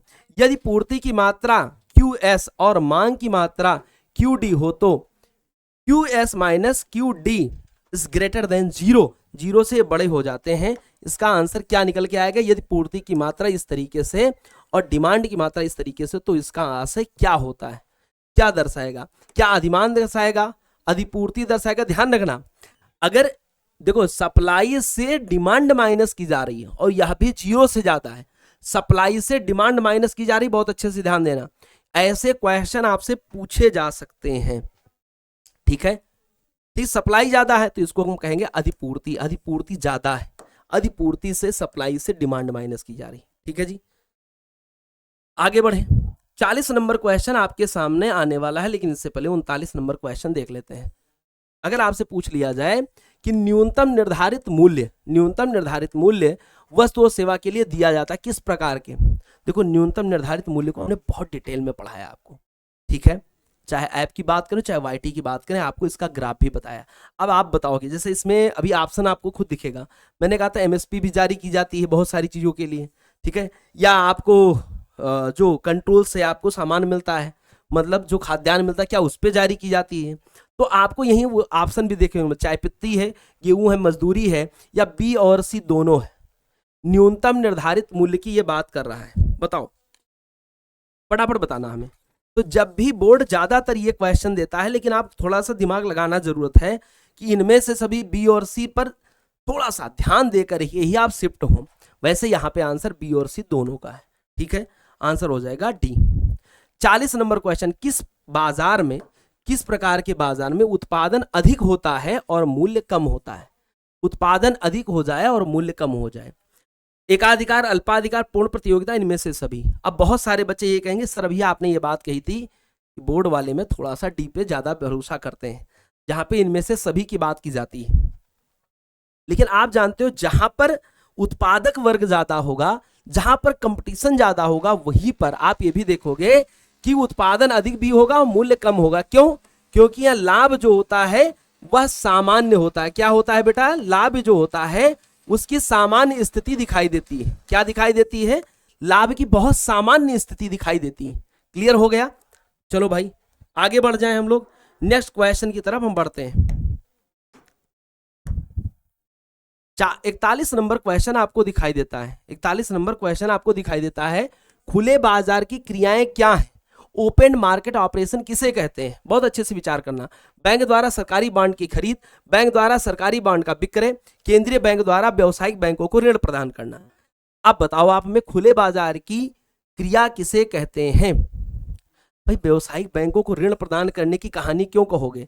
ये तो गलत हो गया। तो बी और सी, चाहे बॉन्ड को खरीदो चाहे बॉन्ड को बिक्री करो, आंसर हो जाएगा डी। ठीक है जी। सट्टा के उद्देश्य से मुद्रा की मांग किस पर निर्भर करती है? आई होप अब आपको समझ में आ रहा होगा क्वेश्चन की प्रकृति क्या होती है और हमको सोचना क्या होता है। मुद्रा की मांग किन पर निर्भर करती है? राष्ट्रीय आय पर, मूल्य स्तर पर, या ब्याज दरों पर? तो जाहिर सी बात है कि ब्याज दर पर निर्भर करती है। ब्याज दरें जिस तरीके से होंगी, ब्याज दर बढ़ जाएंगी तो मुद्रा की मांग क्या होगी, या आप बताओगे हमें? कमेंट बॉक्स में बताओ कि अगर ब्याज दर बढ़ जाएगी तो मुद्रा की मांग क्या होगी। जब भी देखो आरबीआई जब भी पैसा रोकना चाहता है, मार्केट में लिक्विडिटी को कम करना चाहता है, तो ब्याज दरें बढ़ा देता है। और जब ब्याज दर बढ़ जाएगी तो हमारी डिमांड कम हो जाती है। बैंक ये चाहते हैं जो हमारा पैसा आरबीआई के पास है वो ठीक ठाक हमको क्या दे रहा है? इंटरेस्ट दे रहा है। ठीक, ग्राहकों से ज्यादा हम आरबीआई से इंटरेस्ट प्राप्त कर रहे हैं, मांग कम हो जाएगी। ठीक है जी, आगे बढ़ जाते हैं, कहानी को थोड़ा सा और मोड़ देते हैं। 43 नंबर क्वेश्चन कह रहा है M1 और व्यावसायिक बैंकों की निवल आवधिक जमाएं मुद्रा पूर्ति की किस परिभाषा से मेल खाती हैं? M1 प्लस व्यावसायिक बैंकों की निवल आवधिक जमाएं। आवधिक जमाएं बहुत अच्छे से बताना हमको। निवल आवधिक जमाओं को आप कैसे समझोगे ये आपके ऊपर निर्भर करता है बेटा, बताओ। ठीक, अब देखो जब भी M2 की बात करोगे तो उसमें डाकघर आ जाएगा। क्या आ जाएगा? डाकघर। तो ये तो होगा नहीं। अब बचा मामला, ये तो बहुत बड़ी मुद्रा हो जाएगी। ठीक है, तो आंसर हो जाएगा 3, M3। ट्रिक से आप कुछ क्वेश्चन को ट्रिकी तरीके से आप सॉल्व कर सकते हो। 44 नंबर कहता है संकुचित मुद्रा किसे कहते हैं? अभी कल ही पढ़ाया हमने, जब टॉपिक का एनालिसिस कराया था, टॉपिक का सॉल्यूशन, तो M4, M3, M1 की बात हमने की थी। सबसे संकुचित मुद्रा क्या है? तो आप बताओगे सर संकुचित मुद्रा हमारे पास अब किसे सबसे संकुचित कहेंगे? एक तो आंसर ये हो जाएगा, संकुचित M1 भी है, संकुचित M2 भी है। ठीक है, लेकिन अगर आपसे कह दे सबसे तरल मुद्रा तो M1 हो जाएगा। ये सबसे तरल है और सबसे संकुचित है। सबसे तरल, सबसे संकुचित। ठीक है, सबसे ज्यादा संकुचित, बहुत संकुचित। और बृहद मुद्रा किसे कहेंगे? बृहद मुद्रा M4 हो जाएगी। ठीक है, तो आपका आंसर क्या निकल गया? सबसे संकुचित होता तो M1, वैसे आप डी भी लगा सकते हो। ठीक है जी, क्योंकि दोनों है, क्रम से दोनों होते हैं। सेटर पैरिबस का अर्थ क्या होता है? बहुत बार क्वेश्चन आया है, अभी 2025 में भी ये क्वेश्चन देखने को मिला था। यदि सभी बातें समान है, यदि अन्य बातें समान है, देखो कुछ, सभी, अन्य। अब आप सोचोगे कीमत में क्या है, रुचि में परिवर्तन ना हो, आय में परिवर्तन ना हो, तब मांग का नियम क्या होगा? याद आ रहा है? ये बहुत सारी बातें हैं जिसको हम सेरिटस पैरिबस कई बार यूज करते हैं। कुछ चीजें समान रहे, नहीं, अन्य बातें समान रहे। अन्य मतलब जिसकी डेफिनेशन बता रहे उसको छोड़ के बाकी सारी बातें। ठीक, आपका आंसर हो जाएगा ए। अब थोड़ा सा हम और आगे बढ़ना चाहेंगे और तीव्र गति से चलेंगे। ठीक है, क्या आप लोग तैयार हो? सीमांत उपभोग प्रवृत्ति एमपीसी को कैसे परिभाषित करते हैं? मार्जिनल प्रोपेंसिटी टू कंज्यूम की बात किया जा रहा है। मार्जिनल प्रोपेंसिटी का है तो भाई डेल्टा लगना तो इसमें से बहुत मामूली बात है। आपका आंसर हो जाएगा सी। थोड़ा और आगे बढ़ो तीव्रता से। यदि सीमांत उपभोग प्रवृत्ति एमपीसी 0.7 हो तो सीमांत बचत प्रवृत्ति की स्थिति क्या होगी? यह सीमांत उपभोग प्रवृत्ति एमपीसी 0.7 हो, बचत प्रवृत्ति क्या होगी? पूरे का योग एमपीसी और एमपीएस का योग बेटा क्या होता है? हमेशा हमेशा क्या होगा? कोई बताओगे? एमपीसी और एमपीएस का योग क्या होता है? हमेशा 1 होता है। अगर ये 0.7 हो गया बेटा तो हमारे हिसाब से 0.3 होगा, बराबर 1 हो जाएगा। अगर देखने से आपको सॉल्व हो जाए, ठीक है, तो 0.3 हो जाएगा। ठीक है, ये माइनस का दिखा रहा है बेवकूफ बनाने के लिए, 0.3 होगा, सी आंसर हो जाएगा। यदि सीमांत बचत प्रवृत्ति एमपीएस 1 हो तो निवेश गुणक क्या होगा? अब यहाँ निवेश गुणक की बात की जा रही है। अगर एमपीएस 0.1 हो, निवेश गुणक की बात की जाए, के इक्वल्स टू होता है बेटा 1/1 माइनस एमपीसी होता है, ठीक है। और एमपीसी को जब हम माइनस करते हैं तो एमपीएस आ जाता है नीचे की तरफ, तो 1/0.1, सीधी सीधी बात है। 0.1 को हटाओगे ऊपर 10 हो जाएगा, 0 हटाने के बाद आंसर क्या होगा ये आप बताओगे। आई होप अब आपको आंसर पता चल गया होगा, थोड़ा सा मैंने हिंट दे दिया, काम तो बन ही जाएगा, ठीक है जी। बोलो भाई, तो आंसर आपका क्या हो जाएगा? सर 0 हटा 0 बढ़ा 1 का कोई अस्तित्व नहीं है, बटे में 1 तो हमेशा रहता है, आंसर हो जाएगा 10। आगे बढ़ो, निम्न में से कौन सार्वजनिक वस्तु की श्रेणी में आता है? क्या है भैया? निम्न में से कौन सार्वजनिक वस्तु की श्रेणी में आता है? सड़कें, सरकारी प्रशासन, राष्ट्रीय सुरक्षा, तो आपका आंसर हो जाएगा सर जी डी हो जाएगा, सार्वजनिक वस्तुओं की श्रेणी में आता है, ठीक है। फिर पूछा है अंतरराष्ट्रीय व्यापार के चालू खाते में घाटा कब होता है? चालू खाता घाटा कब होगा? ठीक है, आपसे क्या पूछा जा रहा है, चालू खाता घाटा कब होगा? तो भाई अंतरराष्ट्रीय चालू खाता घाटा, प्राप्तियां और भुगतान, तो ये हो गया संतुलन, ये संतुलन हो जाता है। प्राप्तियां ज्यादा हो जाए ये सरप्लस हो जाता है, अतिरेक हो जाता है, ठीक है। यही बजट में भी याद रखना, प्राप्तियों की बात अगर की जाए, प्राप्तियां कम भुगतान ज्यादा हो जाए तो ऐसी स्थिति को हम लोग घाटे की बात कहते हैं, आंसर हो जाएगा सी, ठीक है जी। पूरे पेपर का एनालिसिस मैं करा रहा हूं आपको ये समझाने के लिए कि आप किस तरीके से अपने क्वेश्चन को करेंगे। वैसे यहां से 100 में से 50 ही करना होता है, क्लियर। आगे बढ़ जाएं, 51 नंबर क्वेश्चन, अपने को काउंट करते रहना, देखते रहना कि आपने कितने क्वेश्चन सही किए, ठीक, क्योंकि बोर्ड एग्जाम में बहुत कम दिन बचे हुए हैं, ठीक। तो आपको ध्यान देना है, जो मैं डिस्क्राइब भी कर रहा हूं उस पर भी ध्यान देते रहना, ठीक है। मुद्रास्फीति की समस्या का अध्ययन किसमें किया जाता है? व्यष्टि अर्थशास्त्र में, समष्टि अर्थशास्त्र में, अंतरराष्ट्रीय अर्थशास्त्र में, निम्न में से कोई नहीं। अब अंतरराष्ट्रीय अर्थशास्त्र अगर हमने पढ़ाया है तो आंसर लगा दो, अगर अंतरराष्ट्रीय अर्थशास्त्र हमने नहीं पढ़ाया है तो रोक दो अपने आप को, क्लियर हो गया। तो भैया समष्टि अर्थशास्त्र में मैक्रो इकोनॉमिक्स हो जाएगा, मैक्रो इकोनॉमिक्स हो जाएगा। आगे बढ़ते हैं हम लोग नेक्स्ट क्वेश्चन की तरफ। समष्टि अर्थशास्त्र के अध्ययन का क्षेत्र क्या होता है? देखो ऐसे क्वेश्चन हम एक बार नहीं कई बार करा चुके हैं। अध्ययन क्षेत्र क्या होता है? व्यक्तिगत उत्पादन, व्यक्तिगत को काट दो, व्यक्तिगत आय काट दो, व्यक्तिगत कीमतें काट दो, संपूर्ण अर्थव्यवस्था के आय व्यय की बात, आंसर हो गया डी, ठीक है। निम्न में से कौन से महामंदी का लक्षण है? अभी कल ही हमने कराया है, निम्न में से कौन महामंदी का लक्षण नहीं है? बढ़ती बेरोजगारी दर है, बाजार में वस्तुओं की मांग में कमी यह भी है, ठीक है। उत्पादन में गिरावट यह भी है, कीमत का बढ़ता स्तर, अब पूछा है कौन नहीं है, ठीक। कीमत क्या बढ़ जाएगी? कीमतें बढ़ेंगी, बहुत अच्छे से ध्यान दे रहा है, ठीक। वस्तुओं की मांग में कमी पूछा है, क्या मांग में कमी हो जाती थी? बहुत अच्छे ध्यान देना। बेरोजगारी दर, महामंदी में बेरोजगारी दर बढ़ी, ठीक है। उत्पादन में गिरावट हुई। अब दो चीजें तो निकल जाएंगी, कीमत का बढ़ता स्तर, तो बढ़ता स्तर और मांग में कमी, बाजार में मांग में क्या कमी आ गई थी? पूछा है महामंदी का लक्षण कौन सा है? बहुत अच्छे से बताना, कीमत बढ़ जाती है या मांग में कमी हो जाए? मांग में कमी, भाई मांग में तो कमी आ जाएगी, ये कारण था, तो आपका आंसर क्या हो जाएगा? डी, ठीक है। क्योंकि कीमत का बढ़ता स्तर ये कहीं कारण नहीं था मुद्रास्फीति का, महामंदी का। मांग में कमी इसलिए क्योंकि सभी के पैसे डूब गए थे स्टॉक एक्सचेंज में, वो क्या नाम था उसका, कमेंट बॉक्स करके बताओ, वॉल स्ट्रीट स्टॉक एक्सचेंज। आगे बढ़ो, 54 नंबर क्वेश्चन आपके दिमाग में आएगा, क्या है? अर्थव्यवस्था में उत्पादन के संसाधनों का स्वामित्व किस क्षेत्र पर के पास होता है? उत्पादन के संसाधनों का स्वामित्व तो कहीं आपको नहीं जाना है, पारिवारिक क्षेत्र, ये स्वामी होते हैं, श्रम के भी, पूंजी के भी, और जो उत्पादन सामग्री होती है, कच्चा माल भी होता है, ठीक है। आगे बढ़ जाते हैं, क्वेश्चन बना आपके सामने, अर्थव्यवस्था में निवेश का कार्य किस क्षेत्र द्वारा किया जाता है? लो, क्षेत्र से जब मैंने पढ़ाया तो आपको लगता था ये क्षेत्र क्या होता है, चैप्टर नंबर 1 समष्टि का परिचय, ठीक है। नहीं देखो तो अभी जाकर के आप देख लो, सरकारी क्षेत्र का, बाह्य क्षेत्र, उत्पादन क्षेत्र, पारिवारिक क्षेत्र है। निवेश का कार्य, अर्थव्यवस्था में निवेश कौन करता है?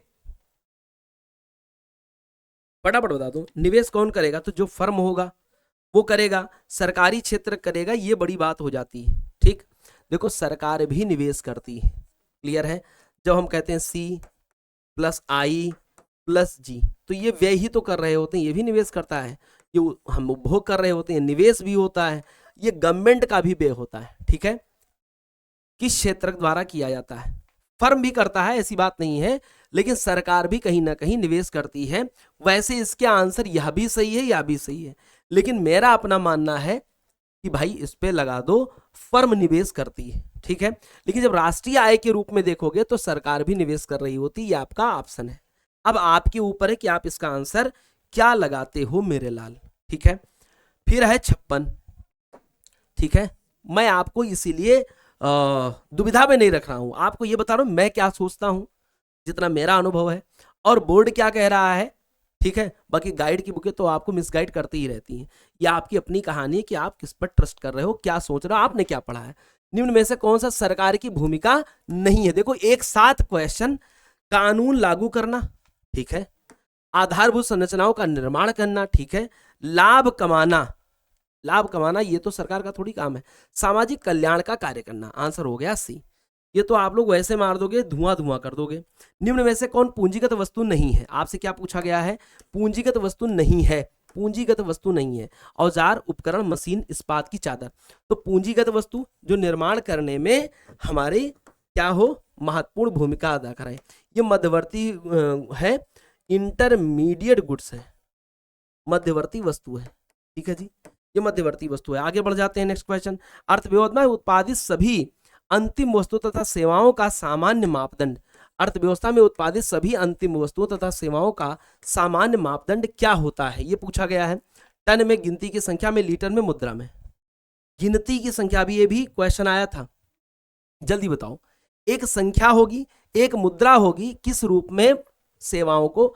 तो आप याद करिए कि एक निश्चित समय के अंतर्गत एक निश्चित एरिया में उत्पादित सभी वस्तुओं और सेवाओं के मौद्रिक मूल्य, ठीक है, और मौद्रिक मूल्य को किस में निकालते हैं, मुद्रा में ही निकालते हैं, आंसर हो जाएगा D, ठीक है, राष्ट्रीय आय कहते हैं। क्वेश्चन नंबर 60 आ गया है, मेहनत आपकी रंग ला रही है मेरे हिसाब से। कितने क्वेश्चन सही हैं इसको फटाफट हमको अभी कमेंट बॉक्स में जरूर बताना। मशीन पूंजी स्टॉक में वृद्धि, नई मशीन आती है को क्या कहते हैं, सकल निवेश, निवल निवेश, प्रतिस्थापन निवेश, बताना हमें। जब पूंजी स्टॉक में हो रही हो वृद्धि तो उसे क्या कहते हैं, एक बार बता देना, ठीक है। देखो पूछा गया मशीन पूंजी स्टॉक में वृद्धि, नई मशीन आती है तो उसको प्रतिस्थापित करती है, पुरानी गई नई आई, पुरानी गई नई आई, इसे प्रतिस्थापन निवेश कहते हैं, ठीक है जी। आगे बढ़ जाते हैं नेक्स्ट क्वेश्चन की तरफ। विद्यमान पूंजी स्टॉक में टूट फूट का समावेश, देखो भैया क्वेश्चन आते हैं तो ऐसे ही आते हैं जैसे हमने दिए हैं। विद्यमान पूंजी स्टॉक में टूट फूट का समायोजन मूल्यह्रास क्यों किया जाता है, पूंजी स्टॉक में अभिवृद्धि के लिए, धारित पूंजी स्टॉक को बचाने के लिए, पुरानी मशीन को नई मशीन, देखो अभी आया था ना क्वेश्चन, प्रतिस्थापन के लिए, ठीक है, धारित पूंजी स्टॉक को बचाने के लिए, रिपेयर कराते हैं, तो आंसर हो जाएगा B और C दोनों। ऐसे क्वेश्चन को हम अपने क्लास में बहुत बार कराए हैं, अब मस्तिष्क में क्वेश्चन बैठ जाना चाहिए, ये निवेदन करते हैं हम आपसे, ठीक है। अब अगर गलती हुई तो इसे सुधारने का मौका फिर नहीं मिलेगा, ठीक है। क्वेश्चन हमारे पास 61 है। एक मिश्रित अर्थव्यवस्था को केंद्रीय समस्याओं का समाधान किसके द्वारा होता है, यह आपको बताना है। एक मिश्रित अर्थव्यवस्था में केंद्रीय समस्याओं का समाधान आखिर में कौन करता है, ठीक है। क्या कीमत नियंत्रण द्वारा किया जाता है, जो कीमत को नियंत्रित करता है, योजना जो बनाता है, या बाजार तंत्र करता है, बताना भाई। कीमत पर नियंत्रण द्वारा केंद्रीय अर्थव्यवस्था में, तो देखो बाजार तंत्र द्वारा, देखो कुछ काम बाजार तंत्र करता है, कुछ योजना तंत्र करता है, कीमत पर नियंत्रण द्वारा भी किया जाता है।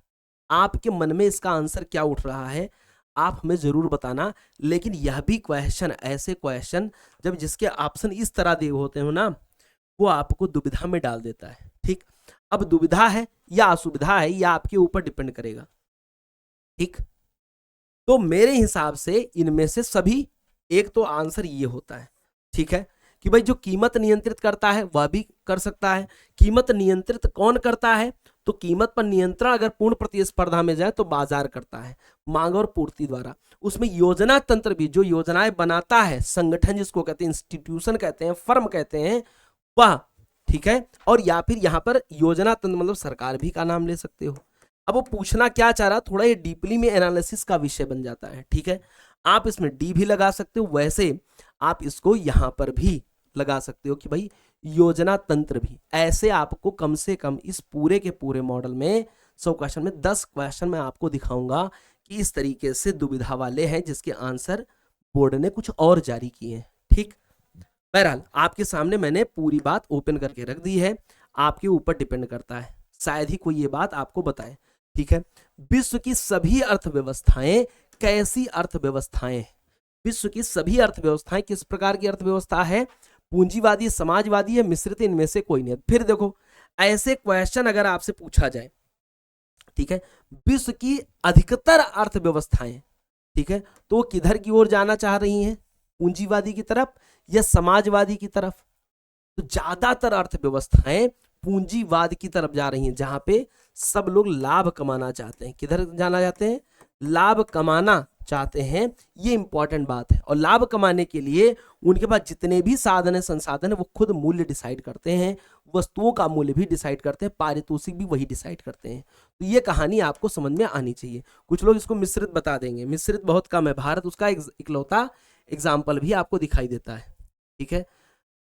वस्तुओं और सेवाओं की कीमत और मात्रा, वस्तुओं और सेवाओं की कीमत और मात्राएं किस अर्थव्यवस्था की शाखा में निर्धारित की जाती है? लो भाई, वस्तुओं की सेवाएं और उनकी कीमत।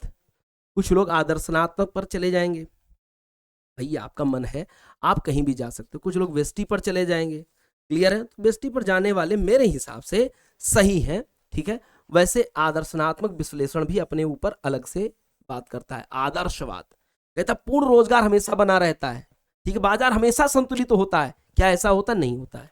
इसका मतलब ये समझ लेना। वैसे मैं आपसे कहूं कीमत का निर्धारण हो या फिर मांग की बात हो या उत्पादन की बात हो, लागत की बात हो, ये सब व्यष्टि अर्थशास्त्र करता है, माइक्रो इकोनॉमिक्स करता है। क्वेश्चन आगे बढ़ जाए, यदि उपभोक्ता की आय एम में वृद्धि होती है तो बजट सेट पर क्या प्रभाव करता है? यदि उपभोक्ता की आय जब बढ़ रही है तो वृद्धि हो तो बजट सेट भी क्या होता है? बढ़ता जाता है। बजट सेट का मतलब वस्तुओं के खरीद के सेट। मान लो कि 2 दर्जन केला और 4 किलो सेब, 1 दर्जन केला और 5 किलो सेब, ठीक। 3 दर्जन केला और 4 किलो सेब। ऐसा बजट का सेट हो वस्तुओं का, बड़ा हो जाएगा, बृहद हो जाएगा जब, चूंकि उसके जो बजट सेट होता है वो उसके प्राथमिकताओं पर, उसकी आय पर और वस्तुओं की कीमतों पर डिपेंड करता है। 3 बड़े घटक मैंने बता दिए आपको। आगे बढ़ जाते हैं, आगे बढ़ जाएं। एक युक्ति उपभोक्ता, युक्तिशील मतलब विवेकशील उपभोक्ता कैसे बंडल का चुनाव करेगा? देखो बंडल से क्वेश्चन एक साथ मैंने दे रखा। युक्तिशील मतलब विवेकशील उपभोक्ता कैसा बंडल चुनेगा? सबसे अच्छा बंडल चुनेगा, अधिकतम संतोष देने वाला चुनेगा, ठीक है, अधिकतम अनधिमान वाला चुनेगा। अनधिमान समझ रहे हो? बताना। खराब तो कभी नहीं चुनेगा। अधिमान मतलब अधिक संतुष्टि देना, तो आपका आंसर हो जाएगा ए और सी, ठीक। बहुत अच्छा आंसर दे रहे हैं आप लोग। मांग वक्र किस वस्तु के लिए उपभोक्ता के फलन की बात करता है? मांग वक्र में किसी वस्तु के लिए उपभोक्ता की मांग फलन क्या है? मांग वक्र में किसी वस्तु के लिए उपभोक्ता की मांग फलन क्या होती है? अपने मूल्य का, अन्य वस्तु के मूल्य का, मौसम का, इनमें से सभी का।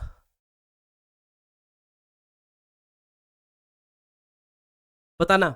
तो आंसर क्या हो जाएगा? मौसम पर भी डिपेंड करता है, मूल्य पर भी डिपेंड करता है, अपने मूल्य पर भी डिपेंड करता है, मतलब कच्चे माल का मूल्य क्या होता है। आगे बढ़े, फिर आगे बढ़ते हैं। नेक्स्ट क्वेश्चन आपके सामने है, यदि मांग वक्र डी, ठीक है, प्राइस वाला, equals to a minus BP हो, बहुत अच्छे ध्यान देना, प्राइस की बात कर रहा है, और तो शून्य मूल्य स्तर पर मांग की मात्रा क्या होगा? जब शून्य मूल्य स्तर हो जाए, प्राइस अगर 0 हो जाए तो उसका आंसर क्या होगा? प्लीज इस क्वेश्चन को अपने दिमाग में सेट कर लेना मेरे लाल, ठीक है जी।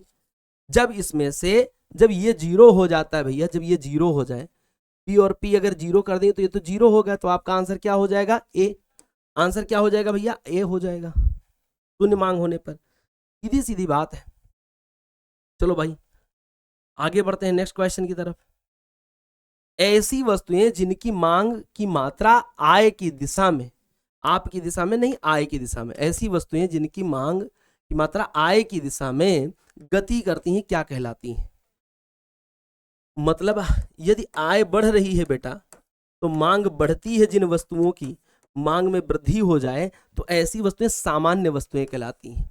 लेकिन अगर आय में वृद्धि हो रही है बेटा, आय बढ़े बेटा और मांग कम हो जाए, डिमांड कम हो जाए, वह निम्न स्तरीय वस्तु कहलाती है, निम्न कोटि की। क्या हो जाएगा? इंफीरियर। ठीक है, और यह सामान्य कोटि की वस्तु कहलाती है, सामान्य वस्तु। ध्यान रखना ये क्वेश्चन खूब आता है। आंसर हो गया आपके पास। उत्पादन संभावना वक्र का आकार कैसा होता है? एक बार नहीं, जितनी बार भी बोर्ड के पेपर हुए उसमें कहीं ना कहीं आपको ये क्वेश्चन देखने को मिल जाएगा। 2 नंबर में भी यही क्वेश्चन लिखने को आता है। ठीक है, मूल बिंदु की ओर उन्नतोदर होता है। लो भाई, मूल बिंदु की ओर उन्नतोदर, भैया मूल बिंदु की ओर क्या ये उठा हुआ होता है?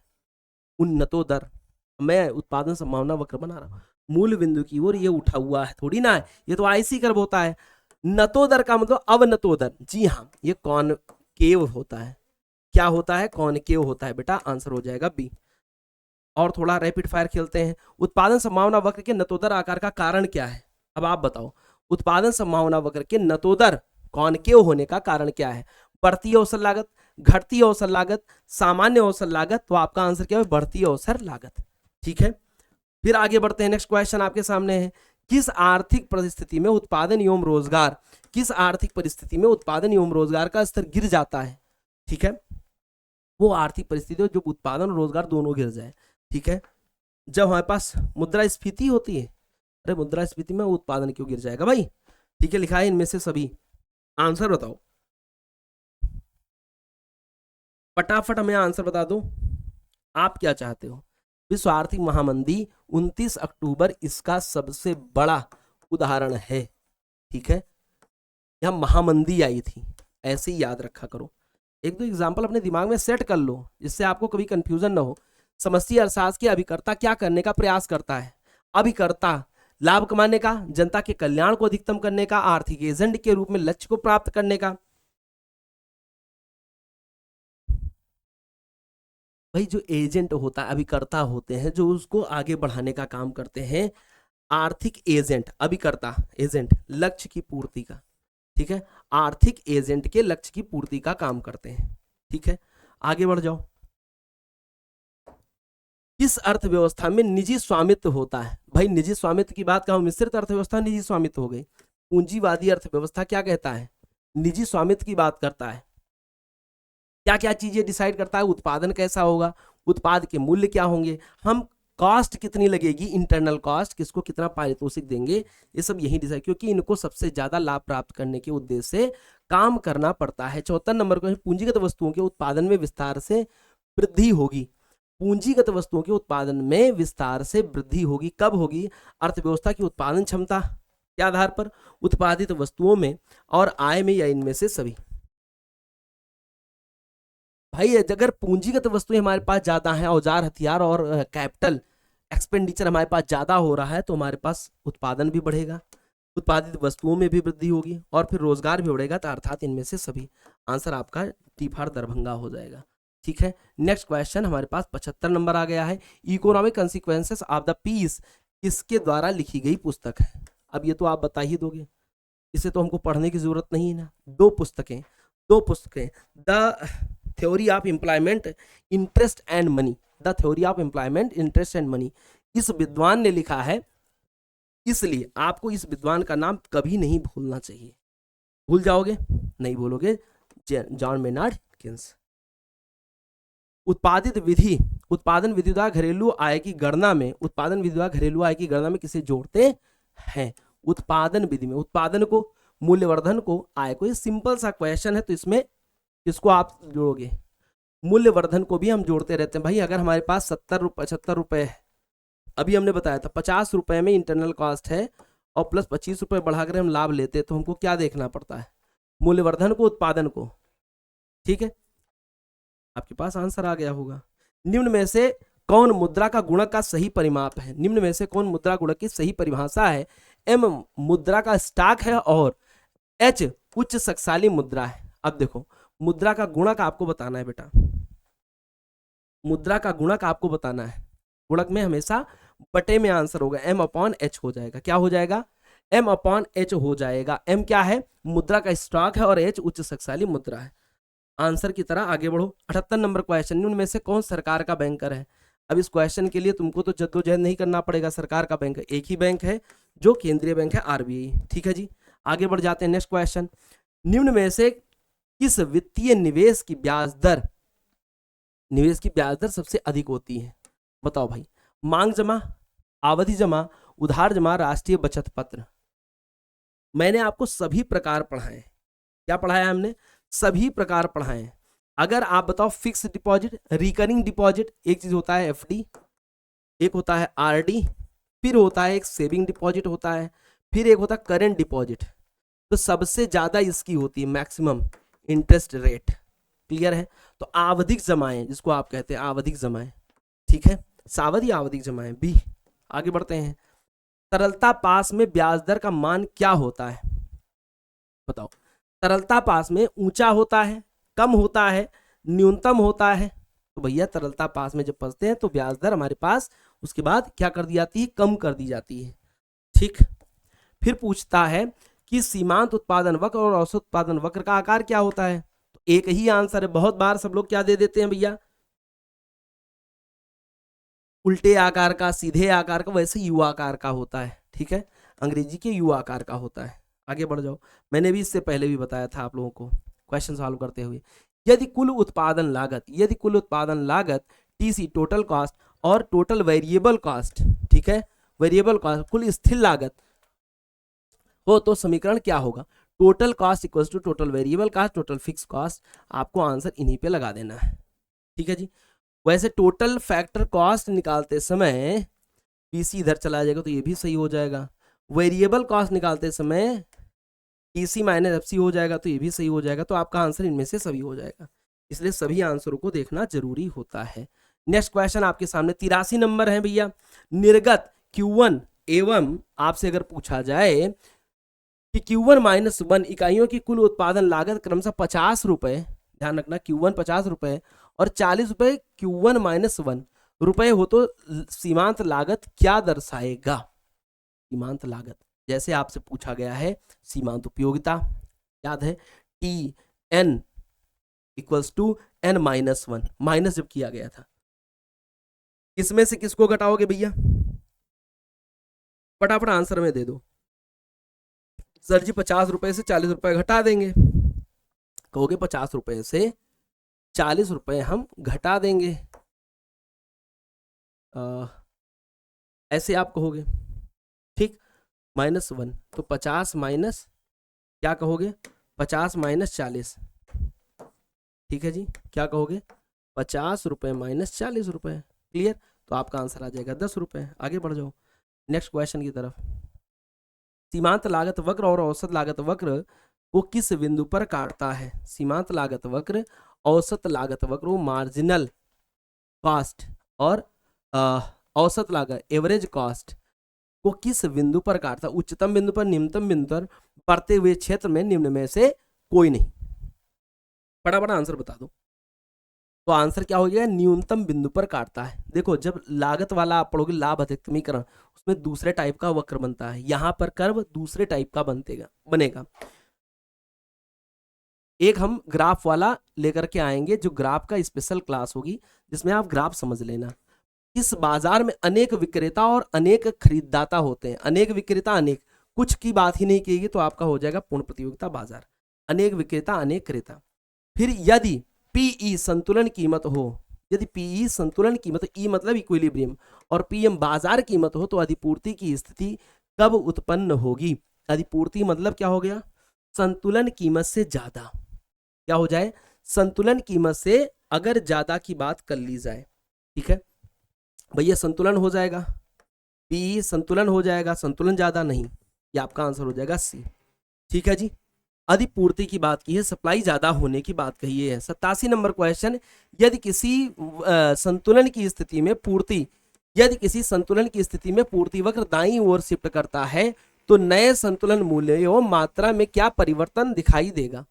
बताओ भाई, मूल्य घटेगा, मूल्य बढ़ेगा, इस पर क्या अंतर आपको दिखाई देगा? मूल्य घटेगा और मात्रा बढ़ेगी, बहुत अच्छा है, मूल्य घटेगा और मात्रा बढ़ जाएगी, ये बात क्लियर हो जाएगा। आगे बढ़ो। दीर्घकाल में प्रतिस्पर्धी बाजार में फर्मों का निर्बाध, दीर्घकाल में प्रतिस्पर्धी बाजार में फर्मों का निर्बाध प्रवेश और बहिर्गमन किस कीमत पर जाकर के रुकता है? P इक्वल्स टू न्यूनतम औसत लागत, P इक्वल्स टू न्यूनतम सीमांत लागत, P इक्वल्स टू न्यूनतम औसत परिवर्ती लागत। ठीक है, तो किस पर जाकर के निर्बाध प्रवेश रुका? न्यूनतम सीमांत लागत। ठीक है, P और न्यूनतम सीमांत लागत जब बराबर हो जाती हैं। फिर आ गए हैं नेक्स्ट क्वेश्चन, एकाधिकार बाजार के लिए कौन सही है? सीमांत संप्राप्ति आगम ज्यादा हो जाएगा सीमांत संप्राप्ति से। ठीक है जी, आपका आंसर क्या हो जाएगा? औसत संप्राप्ति और औसत सीमांत संप्राप्ति। देखो, एवरेज संप्राप्ति को revenue is greater than marginal revenue. Clear है, यह आंसर हो जाएगा आपके पास सी। अब बचे हैं आपके पास 11 क्वेश्चन, पढ़ते जाइए, रैपिड फायर में हम लोग चलते हैं। किस बाजार में उपभोक्ता को उत्पादन की अत्यल्प मात्रा प्राप्त होती है और प्रत्येक इकाई के लिए अधिक कीमत अदा करनी पड़ती है? उपभोक्ता को उत्पादन की कम मात्रा प्राप्त हो और इकाई के लिए अधिक पैसा अदा करना पड़े।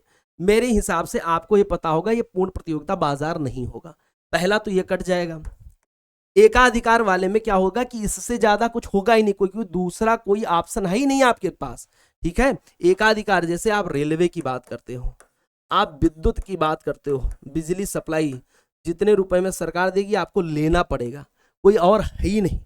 आरबीआई की बात करते हो, ठीक, तो यह आपका एकाधिकार हो जाएगा। ऑप्शन के साथ कुछ क्वेश्चनों को समझा जा सकता है आसानी के साथ। 91, निम्न में से कौन आर्थिक समस्या है? अब आप बताओ, सीमित संसाधन, अनंत इच्छाएं हैं, आवश्यकता की पूर्ति के लिए सीमित संसाधनों का उत्कृष्ट प्रयोग है। ठीक, तो आर्थिक समस्या क्या है बताओ जल्दी से। आपके पास दोनों सही है, आपके आंसर दोनों सही कि सर अनंत इच्छाएं हैं, सीमित संसाधन, लेकिन ऐसा कहीं बी ए और बी नहीं दिखाई दे रहा है। ये दोनों बातें इसी वाले में आपको दिखाई दे रही हैं। ठीक, तो आपका आंसर हो जाएगा सी।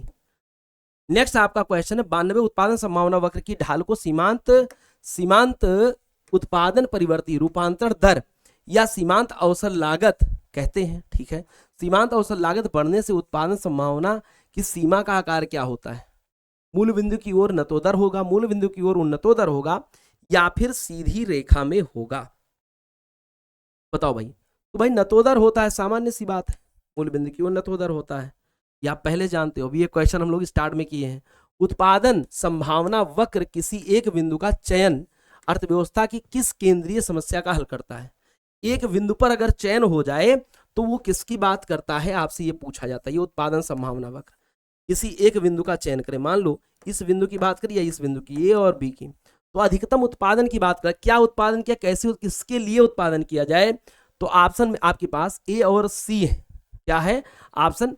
क्या उत्पादन किया इसका भी डिसाइड यही कर देता है, और सी कहता है किसके लिए उत्पादन किया। तो आपका आंसर कैसे, ये तकनीकी नहीं बताता है कैसे उत्पादन करेंगे, ये बताता है क्या उत्पादन किसके लिए उत्पादन किया जाए, ये बड़ी बात हो जाती है। बाजार शब्द का सही अर्थ कौन बता रहा है भैया? बाजार शब्द को कौन डिफाइन कर रहा है? बाजार शब्द का सही अर्थ क्या है? क्रय विक्रय का स्थल है, ग्रामीण हाट बाजार, सुपर बाजार, कोई माध्यम जहां स्थान टेलीफोन इंटरनेट के द्वारा वस्तु का क्रय विक्रय किया जाए। ठीक है, स्थान भी ये वाला भी आ गया, हाट बाजार ये भी आ गया, सुपर बाजार में टेलीफोन इंटरनेट के द्वारा भी आ गया। तो आपका डी आंसर सही हो जाएगा। बहुत जल्दबाजी में अगर आंसर करोगे तो गलत हो सकता है। ठीक है, थोड़ा बच के खेलना पड़ेगा। 95, निम्न में से कौन बजट रेखा का सही समीकरण है? बताओ भाई। यह क्वेश्चन तो बहुत ही शानदार है और इसको मैंने एक बार नहीं, मैंने कई बार बताया है। देखो, P1 into P x1, P2 into x2, ठीक, और यहां पर क्या हो जाएगा, एक सीधी रेखा की बात क्या की जाएगी, एक बार बता दो। क्या ये सीधी रेखा में हो जाएगा या फिर ये ज्यादा हो जाएगा? एम का मतलब क्या हुआ कि आपके पास जितनी मनी है, ठीक है, मनी ज्यादा होगी और साथ ही साथ आप वस्तुओं के या फिर इसके समान में खरीदोगे या इससे कम ही खरीदोगे। तो बहुत अच्छे तरीके से आपको काउंट करना है अपने आंसर को। क्लियर है? हमें बताओगे? देखो, समान भी होगा और इससे ये कम हो सकता है। लेकिन क्या मनी से ज्यादा होगा? कभी नहीं होगा। तो आपका आंसर बहुत ध्यान दे करके करना, क्या इक्विलिब्रियम होता है या नहीं होता है। ठीक, अब आपके पास हो गया 96 क्वेश्चन। यदि वस्तु x1 और x अक्ष पर और x2 y अक्ष पर आ गया तो x अक्ष पर किस बिंदु पर काटती है? तो बजट रेखा एक दूसरे को किस बिंदु पर काटेगी? बताओ भाई, एक दूसरे को किस बिंदु पर काटने की बात करती है? कह रहा है कि बजट रेखा की बात कर रहा है। बजट रेखा इस तरीके से दर्शाई जाती है, ये बजट के सेट की बात करती है, कितना कितना वस्तु। x अक्ष की बात करता है, x1, मान लो कोई x1 है x अक्ष पर, और x2, ठीक है, ये y अक्ष पर है, कोई x2 है, मान लो ये x2 है, ये y अक्ष मान लो। तो आपके पास बजट रेखा क्या दर्शाएगी? m अपॉन x1 की बात करेगी, m से बटे में, या p की बात करेगी? बताओ भाई, बजट रेखा x अक्ष को कहां पे काटती है? थोड़ा सा इसके ऑप्शन में थोड़ी सी दिक्कत आ रही है भाई। m तो होगा, m का हो गया आपके पास कितने पैसे होंगे, उसी पैसे में आपको इसको फुलफिल करना है। ठीक है, चलो भाई इसको तो हम देख के बता देंगे कमेंट बॉक्स में आप। ठीक है, नेक्स्ट क्वेश्चन 96 अपने पास से याद रखना। ठीक है, ऑप्शन हम बता देंगे। वस्तु एक का मूल्य घटने पर बजट रेखा प्रवणता ढाल क्या होगी? लो भाई, 1 रुपए का मूल्य अगर घट जाता है तो बजट की प्रवणता ढाल क्या हो जाएगी? तो भैया आंसर क्या हो जाएगा? घटने पर घट जाती है। क्या होगा? घटने पर घट जाती है। अनधिमान वक्र, नेक्स्ट क्वेश्चन का ढाल प्रवणता क्या होगी? देखो जब ढाल पूछा तो ढाल प्रवणता ही पूछता गया है। अनधिमान मतलब आईसी कर्व, इंडिफरेंस कर्व, धनात्मक होती, ऋणात्मक होती, या फिर भैया शून्य होती। तो आपका आंसर क्या हो जाएगा? इसकी ढाल प्रवणता ऋणात्मक होती। किसके? मार्जिनल रेट ऑफ सब्स्टिट्यूशन के आधार पर इसे ज्ञात किया जाता है। लास्ट के 2 क्वेश्चन बचे हुए हैं। अनधिमान चक्र, देखो 99 क्वेश्चन लिखना ये भूल गया। अनधिमान चक्र अक्ष के मूल्य सापेक्ष कैसी रेखा होती है? अनधिमान चक्र, इंडिफरेंस कर्व, मूल्य सापेक्ष क्या होगी भाई? इसका आंसर कौन बताएगा? तो आप कहोगे भैया सर जी ये तो उन्नतोदर होती है। नतोदर मतलब कौन केव हो गया, ये क्या हो गया? कॉन्वेक्स हो गया। ठीक है, तो आप क्या कहोगे? सर एमपीसी होता है, बहुत दिनों के बाद उन्नतोदर की स्थिति दिखाई देती है। ठीक है, उन्नतोदर। और अंतिम क्वेश्चन पर हम निशाना लगाएंगे, आप हमें आंसर बताएंगे। आय एवं सामान्य वस्तु की मांग किस दिशा में गति करती है? आय और सामान्य वस्तु की मांग, अभी हमने ये क्वेश्चन कराया था, आप इसको हमें कमेंट बॉक्स में आंसर देंगे। क्या देंगे भैया? कमेंट बॉक्स में आप हमें आंसर प्रोवाइड करेंगे। कर दोगे भैया? कमेंट बॉक्स में आप हमें आंसर प्रोवाइड कर दोगे? क्या आप बताओगे? जल्दी जल्दी बता दो। ठीक है जी, आय एवं सामान्य वस्तु, तो आय जब जब बढ़ती है, वाई बढ़ती है, तो इसकी डिमांड सामान्य वस्तु की बढ़ती जाती है। अब यही हमने बताया था, आय और डिमांड में अगर नकारात्मक संबंध है तो वो वस्तु किस तरफ इंडिकेट करेगी? निम्न कोटि की वस्तु। ठीक है, थैंक यू सो मच। आप कमेंट बॉक्स में ये बताइए कि आपकी 100 क्वेश्चनों में से कितने क्वेश्चन आप स्कोर कर पाए। मिलते हैं नेक्स्ट क्लास में, तब तक के लिए अपना ख्याल रखिए, पढ़ते रहिए, लगे रहिए।